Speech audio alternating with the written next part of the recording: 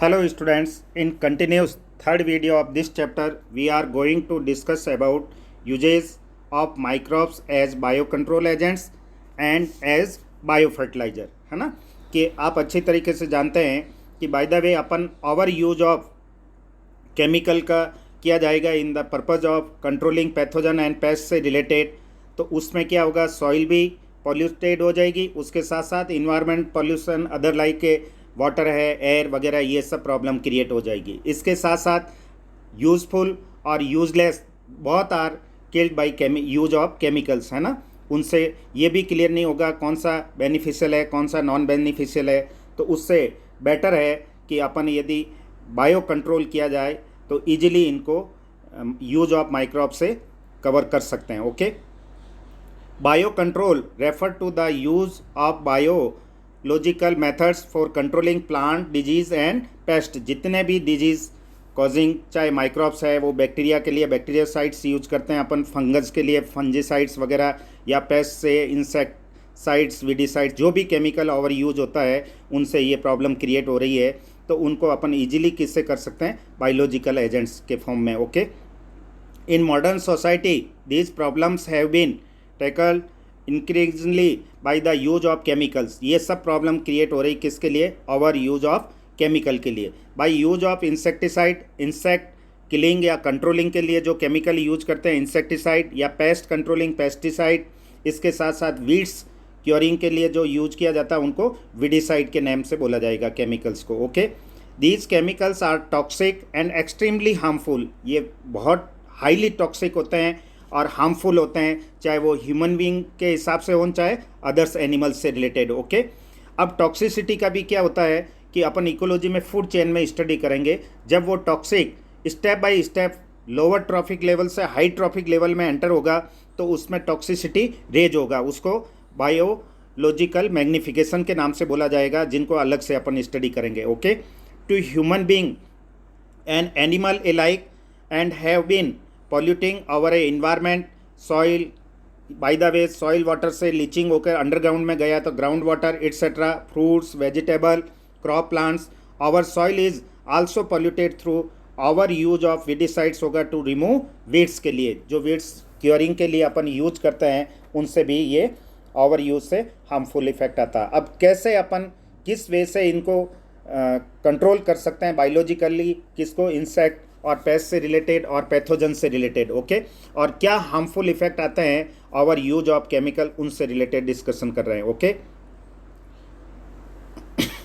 Sorry, biological control of pest and disease से related बात करें।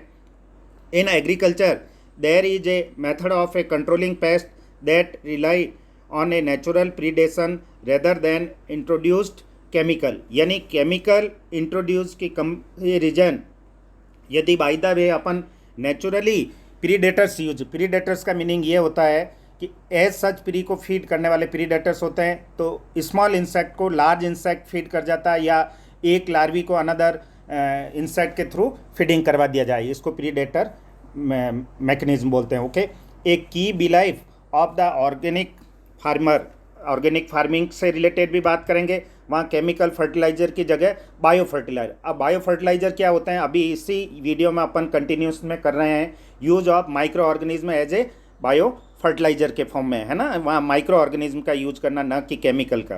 That biodiversity further health, the more variety of A landscape has the more sustainable it is.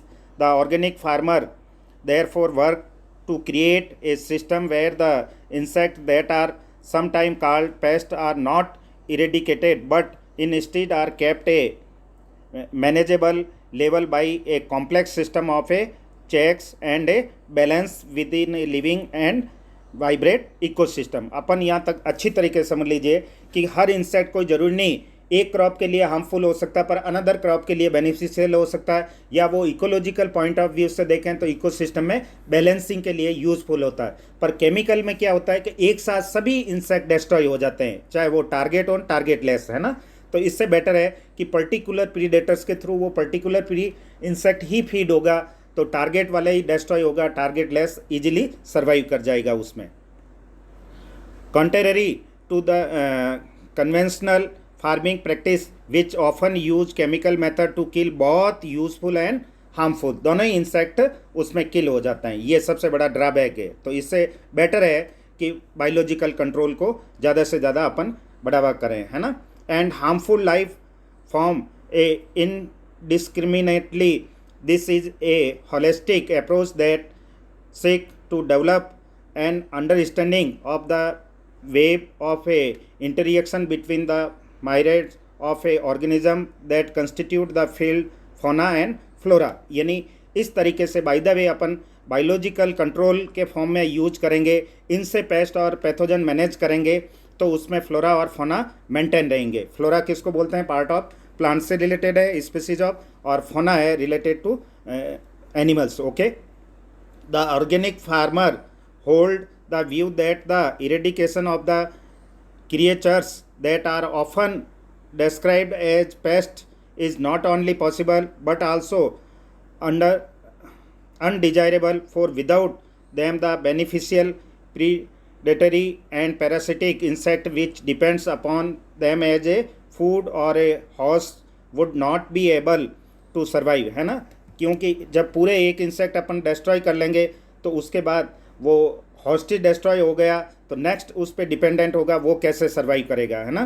तो उसके लिए अपन को ecosystem में हर एक बायोडाइवर्सिटी मेंबर्स को मेंटेन करने के लिए ये ज़रूरी है। नहीं तो प्रीडेटर्स में क्या होता है, जितना यूज करना उतना ही होगा इंसेक्ट डिस्ट्रॉय, बाकी रिमेनिंग मेंटेन भी रह जाएगा। Okay, thus the use of A bio control measure will greatly reduce our a dependence on a toxic chemical and pesticide। यही एक ऐसा मेथड है जिससे कि अपन केमिकल या टॉक्सिक केमिकल लाइक पेस्टिसाइड्स है, विडिसाइड्स वगैरह, फंजिसाइड्स को रिड्यूस कर सकते हैं अपन। Okay, an important part of biological farming approach is to become a familiar with the various life form that inhabit the field predators as well as pest से related and also their life cycle. यानी अपन predator को identify करके उन pre को easily feed करवा सकते हैं। फिर उनका लाइफ साइकिल देख लीजिए कि वो पर्टिकुलर पेस्ट कब लाइफ साइकिल सर्वाइविंग कर रहा है, तो उस समय उसका लार्वा या एडल्ट इंसेक्ट लीफ को फीड कर रहा है, फ्लोरर को कर रहा है, बर्ड को, सीड को,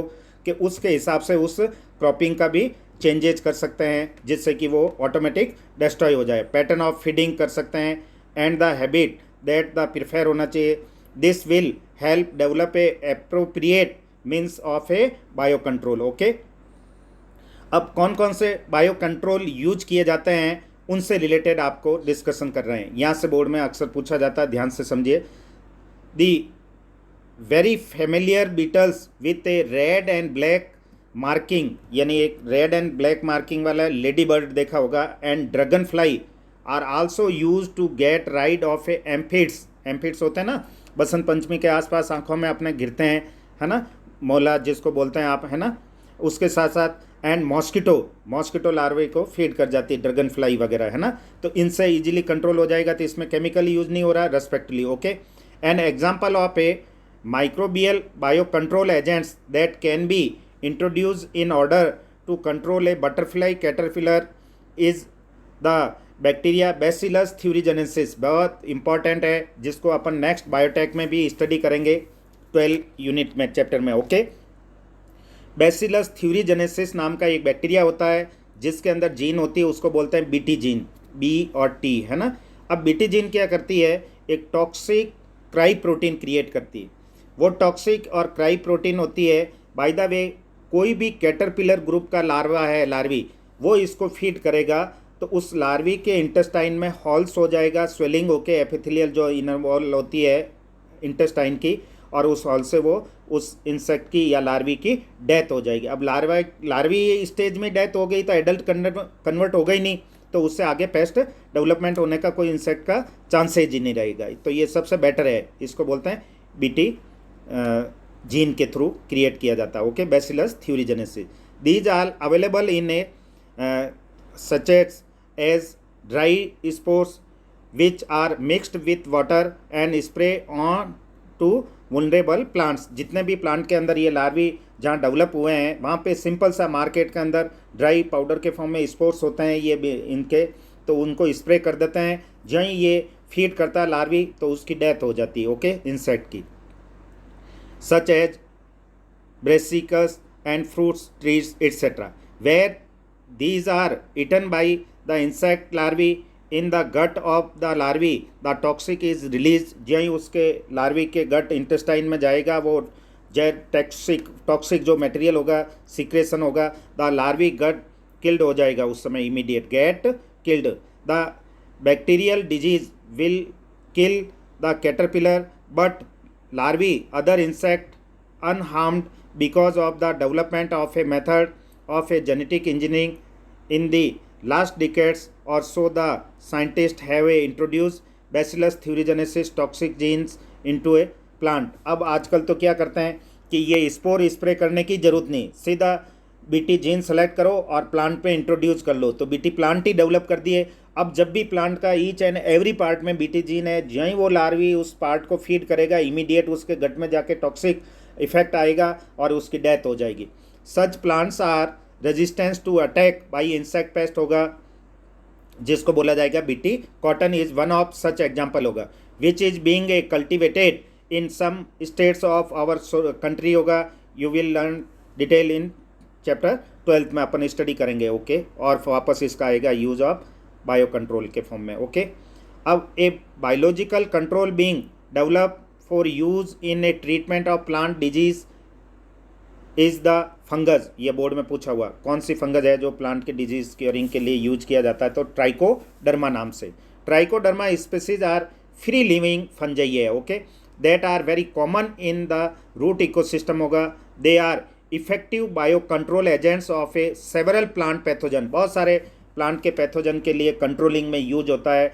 तो right the name of fungus which use several plant pathogen curing purpose में, तो ट्राइकोडर्मा ये वर्ड आता है क्वेश्चन में, है ना।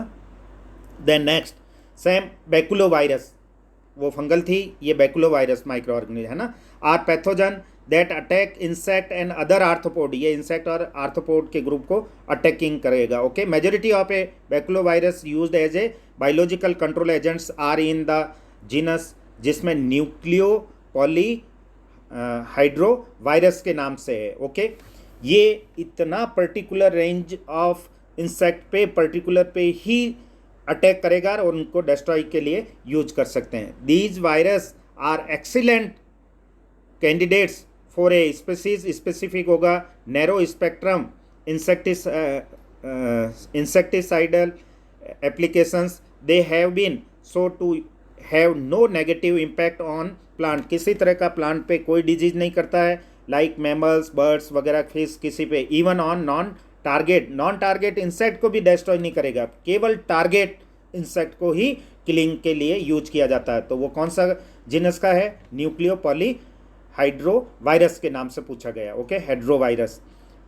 Then this is specially desirable when beneficial insect are being conjured to aid in an overall integrated pest management। यानी ये बैकुलो जो वायरस का पर्टिकुलर जीनस है न्यूक्लियो पॉलीहेड्रोवायरस है, ये जब अपन टारगेट वाले को किल करना चाहते हैं और टारगेट लेस वाला है उसको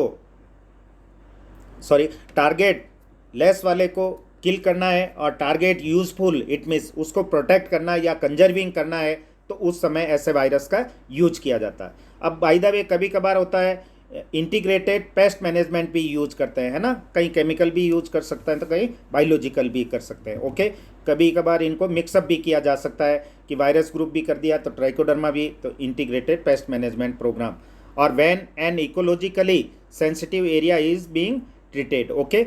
अब बात करते हैं अपन माइक्रोब्स एज बायो फर्टिलाइजर। अपन देखिए हुए प्रोडक्शन के हिसाब से या सॉइल को एनरिच करने के लिए, फर्टिलिटी मेंटेन के लिए over use of chemical use कर रहे हैं आजकल बहुत ज़्यादा, है ना।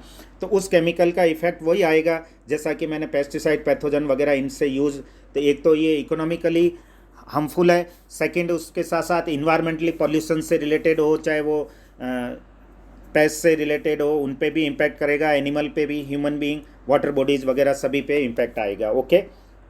तो उसके कंपैरिजन बाय द वे अपन बायो फर्टिलाइजर यूज करेंगे तो ये प्रॉब्लम इजीली सॉल्व हो जाएगी, है ना, स्विचिंग हो जाएगा। अब क्या ऑर्गेनिक फार्मिंग होता है, क्या बायो फर्टिलाइजर होते हैं। बायो फर्टिलाइजर सिंपल सा है, use of micro organism in as a fertilizer है ना, फर्टिलाइजर के फॉर्म में उस ऑर्गेनिज्म को यूज किया जाता है तो उसको बायो फर्टिलाइजर। इनसे कोई किसी तरह का सॉइल वाटर बॉडी वगैरह इन्वायरमेंट पॉल्यूशन नहीं होगा और नहीं कोई ज़्यादा एक्सपेंसिव है ना, ईजिली इनको यूज कर सकते हैं। तो use microbes as bio fertiliser with our present day lifestyle environmental pollution is a major cause of concern होगा। The use of a chemical fertiliser to meet the ever increasing demand of a agriculture produce has a contributed significantly to this pollutions of course hoga। We have now realized that there are problems associated with our use of chemical fertilizer and there is a large pressure to switch to organic farming। तो सबसे better है उसकी जगह अपन organic farming. तो it means the use of bio fertilizer. Bio fertiliser are organism that enrich the nutrient quality of the soil. इसमें micro organism का use करके, चाहे ऑर्गेनिज्म है ना किसी का भी, और उसको एनरिच किया जाना सॉइल के न्यूट्रिएंट वे से, तो उसको क्या बोला जाएगा, बायो फर्टिलाइजर। तो एक बार बोर्ड में पूछा हुआ है what do you mean by bio fertilizer. The main source of bio fertiliser are bacteria हो सकते हैं, उसमें फंगल हो सकते हैं, और साइनोबैक्टीरिया। साइनोबैक्टीरिया में आती है ब्लू ग्रीन एल्गी वगैरह है ना, BGA के नाम से बोला जाएगा। You have studies about the nodules of a root of leguminosae. Leguminosae plant में आपने देखा होगा पी वगैरह ये होते हैं ना लेग्यूम वाले, इनकी रूट के अंदर आपने देखा होगा बहुत सारे नोड्यूल्स होते हैं। इस नोड्यूल्स में सिम्बायोटिक फॉर्म में कौन से होते हैं, बैक्टीरिया राइजोबियम, जो कि N2 फिक्सिंग के लिए रेस्पॉन्सिबल है। Symbiotic association of a Rhizobium होगा, this bacteria fix atmospheric nitrogen into organic form में हो जाएगा, which is used by the plant as nutrient. Other bacteria can fix atmospheric. तो ये तो सिम्बायोटिक के फॉर्म में राइजोबियम तो N2 फिक्सेशन करता है, जबकि फ्री फॉर्म में करने वाले बैक्टीरिया कौन कौन से है, तो free living in A soil. तो ध्यान रखना बेटा, सिम्बायोटिक का पूछे तो राइजोबियम किसके साथ विथ सिम्बायोटिक फॉर्म किस में शो करते हैं, लेग्यूमिनेसी प्लांट में, ओके। और ये है फ्री फॉर्म में है एजोस्पाइरलम, और कौन सा है, Azotobacter. Thus enriching the nitrogen content of the soil होगा। नेक्स्ट जो स्टेप है फंगल, ये तो था बैक्टीरिया से रिलेटेड। तो बैक्टीरिया दोनों ही समझ में आ गया, सिम्बायोटिक और नॉन सिम्बायोटिक या फ्री लिविंग फॉर्म में है ना। बायोलॉजिकल N2 फिक्सिंग में वापस डिस्कशन करेंगे हल्का सा इसका, है ना। Fungi are also known to form symbiotic. Symbiotic ऐसा होता है बेटा जिसमें बहुत ऑर्गेनिज्म आर बेनिफिशियली, जो रिलेशनशिप से होता है उसको बोला जाता है सिम्बायोटिक, है ना। प्लस जो कि पॉपुलेशन इंटररिएक्शन में अपन और स्टडी करेंगे। विथ प्लांट्स माइकोराइजा ऐसा होता है कि रूट के अराउंड में फंगल का एसोसिएशन, उसको बोला जाता है माइकोराइजा, है ना। तो ये जो बाहर है एन सर्कल वो फंगल है, अंदर रूट है ना। अब किस हिसाब से दोनों बेनिफिशियल है वो मैं डिस्कशन कर रहा हूँ। पहले इसका क्या फंगस का रोल है बायो फर्टिलाइजर के फॉर्म में, वो बात यहाँ अभी मेजर अपना फोकस है, okay. Many member of the genus Glomus, genus ध्यान रखिए, उस ग्लोमस जीनस वाली fungus form a mycorrhiza. The fungal symbionts in these association absorb a phosphorus, soil से फॉस्फोरस मिनरल को एब्जॉर्ब करना from the soil and passes it to the plant, और plant को provide करना। Then plant having such association so a other benefits also such as a resistance to a root born pathogen. जितने भी root के अंदर disease causing pathogen होते हैं वगैरह, उनको भी ये सर्वाइव नहीं होने देती, ये भी अदर बेनिफिशियल है बायो फर्टिलाइजर के साथ। टॉलरेंस टू ए सैलिनिटी के अगेंस्ट भी सर्वाइव करने में हेल्पफुल है, एंड ड्राई कंडीशन में भी इजीली एडजस्ट कर ले, and overall increase in plant growth and development. Overall बात करें तो अपन ये प्लांट ग्रोथ एंड डेवलपमेंट के लिए हेल्पफुल है। कौन सा, माइकोराइजा, किस जीनस की, ग्लोमस की, ओके। अब can you tell what advantage the fungus diverse from this association, यानी फंगस को क्या बेनिफिट है। तो फंगस को इसके रिटर्न में आप जानते हो फंजाई में क्लोरोफिल नहीं होता, तो उसको फूड न्यूट्रिशन वगैरह ये अवेलेबल होता है फ्रॉम से प्लांट से, ओके। अब लास्ट जो ग्रुप हुआ है बायो फर्टिलाइजर में वो है ब्लू ग्रीन एल्गी, जिसमें आते हैं साइनोबैक्टीरिया, है ना बेटा। साइनोबैक्टीरिया आर ऑटोट्रॉपिक माइक्रोब्स है, ये कैसे हैं, अपना फूड सेल प्रिपेयर करने वाले, है ना। वाइडली डिस्ट्रीब्यूटेड इन एक्वाटिक, कहाँ ग्रोइंग कर जाते हैं, एक्वाटिक कंडीशन, जैसे पैडी राइस वगैरह होते हैं, उनके अंदर पूरा पानी भरा रहता है, उस पानी के अंदर ये इजीली ग्रोइंग कर जाते हैं। Okay, many of which can fix atmospheric nitrogen, example है एनाबेना, ध्यान रखना, नॉस्टॉक और ऑसिलेटेरिया। ये सब ब्लू ग्रीन एल्गी, इसके अंदर एक स्पेशल सेल्स होती है जिसको बोलते हैं हेट्रोसिस्ट, थिक वॉल वाली। उस थिक वॉल वाली के अंदर क्या होगा कि N2 फिक्सिंग वाली जीन होती है जो नाइट्रोजन फिक्सेशन के लिए रेस्पॉन्सिबल है। Blue green algae also add a organic matter होगा to the soil and increase its fertility होगा। Currently in our country a number of bio fertiliser are available जो कॉमर्शियली इन द मार्केट। आजकल इनको क्या करते हैं कि जो ही राइस के अंदर, पैडी के अंदर एनफ वाटर सप्लाई दे दी जाती है तो वहाँ पे नॉस्टॉक, एनाबेना वगैरह ग्रो कर जाता है। ओके, जब हार्वेस्टिंग हो जाता है क्रॉप का, यानी राइस वगैरह वहाँ से कटिंग हो जाती है, तो उसके बाद जब वाटर ड्राई अप हो जाएगा तो सॉइल के सरफेस पे ये नॉस्टॉक, एनाबेना एक लेयर के फॉर्म में कलेक्ट हो जाती है, तो उसको कलेक्ट करके बैग फिल करके मार्केट में सप्लाई कर देते हैं, तो वो बायो फर्टिलाइजर के फॉर्म में मार्केट से इजीली अवेलेबल हो जाते हैं, अपन फार्मर इजीली इसको यूज कर सकता है। Okay, and farmer use this regularly in their field to replenish soil nutrient and to reduce dependence on chemical fertiliser. तो इसका जितना ज़्यादा यूज होगा उतना केमिकल फर्टिलाइजर रिड्यूस हो जाएगा। तो अब सिंपल सा मैं बात करूं वापस, बायो फर्टिलाइजर में बैक्टीरिया के फॉर्म में सिम्बायोटिक में कौन सा हो गया, राइजोबियम। फ्री लिविंग फॉर्म में कौन से हो गए, एजोस्पाइरलम और एजोबैक्टर से रिलेटेड। ओके, ये फ्री फॉर्म में है, नॉन सिम्बायोटिक फॉर्म में। माइकोराइजा के हिसाब से जीनस कौन सा है, ग्लोमस। ग्लोमस में बायो फर्टिलाइजर के साथ साथ अदर बेनिफिट्स, सैलिनिटी रेजिस्टेंस है, ड्रॉट रेजिस्टेंस है, या पैथोजन वगैरह रेजिस्टेंस वगैरह, ये सब उसमें कैपेसिटी। साइनोबैक्टीरिया में ब्लू ग्रीन एल्गी है, नॉस्टॉक, एनाबेना इसके एग्जाम्पल है, किसी की, बीजीए की, है ना। और ये मेनली कहाँ ग्रोइंग होते हैं, एक्वाटिक फील्ड में, है ना, टेरेस्ट्रियल वगैरह। इसको भी as a bio fertilizer use कर सकते हैं ना, इन पेडी फील्ड के हिसाब से। तो कितनी बार बोर्ड में आया हुआ है, क्या बेनिफिशियल होगा। Bye the way anabaena 50% reduce हो गई तो, या 50% रेज हो गई तो डबल प्रोडक्शन हो जाएगा ना, इधर हाफ डिक्लाइन हो जाएगा प्रोडक्शन में। ओके, इसके साथ साथ ये भी अपन ने बात कर दी थी बायोलॉजिकल एजेंट्स के फॉर्म में, बैसिलस थ्यूरिजेनेसिस से बीटी कॉटन नाम की जो प्रोटीन होती है टॉक्सिक, उसको स्पोर्स के फॉर्म में या डायरेक्ट बीटी प्लांट ही डेवलप कर सकते हैं, वो जेनेटिकली इंजीनियरिंग में अपन और डिस्कशन करेंगे। बैकुलो वायरस की बात कर ली, उसमें भी पर्टिकुलर जीनस का कौन सा, न्यूक्लियोपॉली हाइड्रो वायरस के हिसाब से जो नैरो स्पेक्ट्रम वाले पर्टिकुलर इंसेक्ट को किल करता है। उसके साथ साथ ट्राइकोडर्मा फंगस का भी यूज़ बता दिया।